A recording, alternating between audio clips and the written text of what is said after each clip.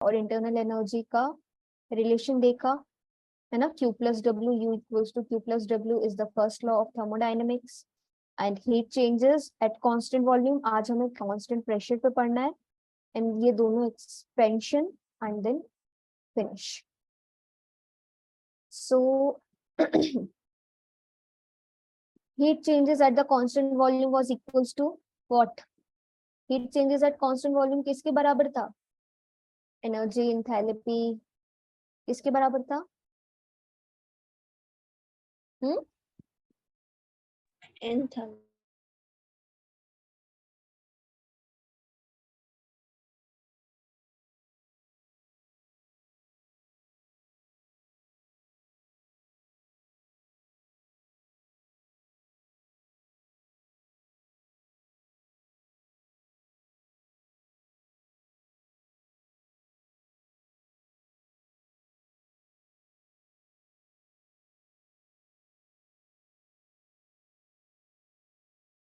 कि अपने सिस्टम को दी है, it goes back to the surrounding when the pressure is constant.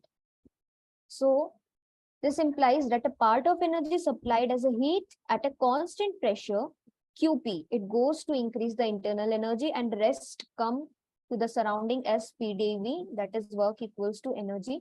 Work equals to होता है PdV. So this was the first law है ना, U equals to Q plus W. So इन्होंने rearrange करके लिखा हुआ है एंड यहाँ पर क्या हो जाएगा, since U equals to Q plus W, now U equals Q will be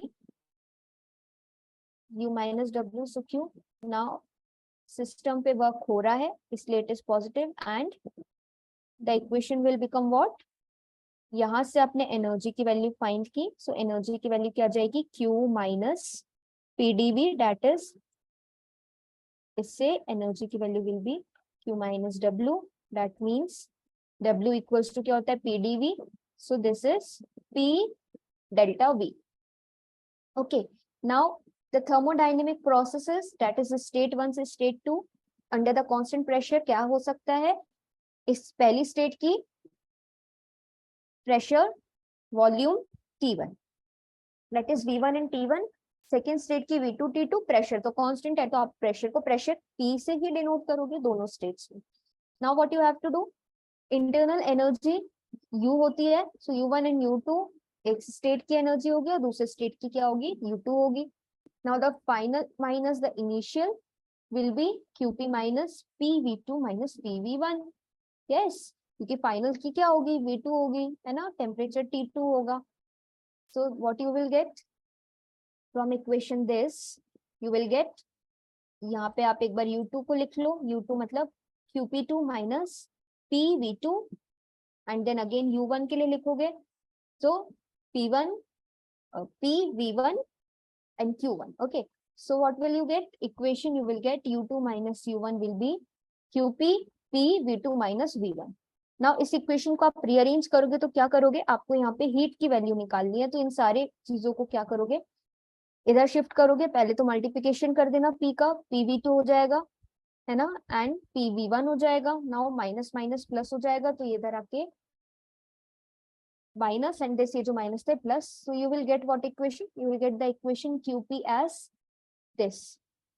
Now you know that enthalpy means internal energy, that is U plus PV. Okay, now this equation consists of a combination of state function, energy, pressure and the volume. Therefore it is a state function. And this state function is nothing but the enthalpy. So what you will do, this is H2 and this is H1.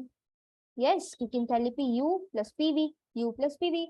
So यहाँ पे QP की value क्या आ जाएगी, H2 minus H1, that is delta H.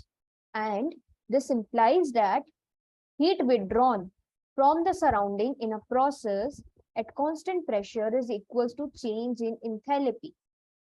मतलब जितनी भी heat surrounding से आप सिस्टम में दे रहे हो, that is equals to what, that is equals to the change in the enthalpy of the system if only work involved is pressure volume work. Pressure volume work. So हमने जब पढ़ा था enthalpy change at constant volume then it was equals to the energy, but अभी हमने पढ़ा है heat changes at constant pressure then it was equals to the what, enthalpy. Now for infinite small changes, तो small को हम D से लिखते हैं, तो डी क्यू पी क्या हो जाएगा, डी एच हो जाएगा। Now first law of thermodynamics के थ्रू क्या है, Q equals to U plus W, और you can rearrange it. So इस इक्वेशन में आपको क्या करना है, dividing both side by dt। अब जब आप इसको डिवाइड करोगे दोनों पूरे साइड को, दोनों साइड को dt से, तो क्या हो जाएगा, dq by dt, du by dt, pdv by dt। Okay, now what will happen, we know that enthalpy का फॉर्मूला अब भी हमने देखा, g प्लस pv, है ना। सो डिफरेंशिएट करेंगे हम इस इक्वेशन को, डिफरेंशिएशन करेंगे तो क्या हो जाएगा, dh by dt, du by dt with respect to temperature कर रहे हैं इसलिए हर जगह टेम्परेचर आ रहा है। Now pdv by dt, since pressure is constant इसलिए प्रेशर बाहर आ गया। नाउ 3.6 और 3.7 को जब हम कंपेयर करेंगे तो क्या होगा, क्या हमें मिलेगा, हमें मिलेगा सिंस ये दोनों राइट हैंड साइड बराबर है तो लेफ्ट हैंड साइड बराबर हो जाएंगे। सो dq by dt will be equals to dh by dt.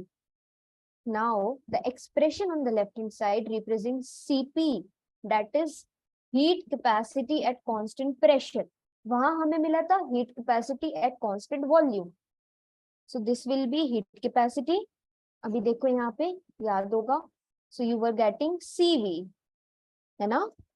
यहाँ पे आपको क्या मिला, यहाँ पे आपको मिला Cp. Why? Because you are talking in terms of constant pressure.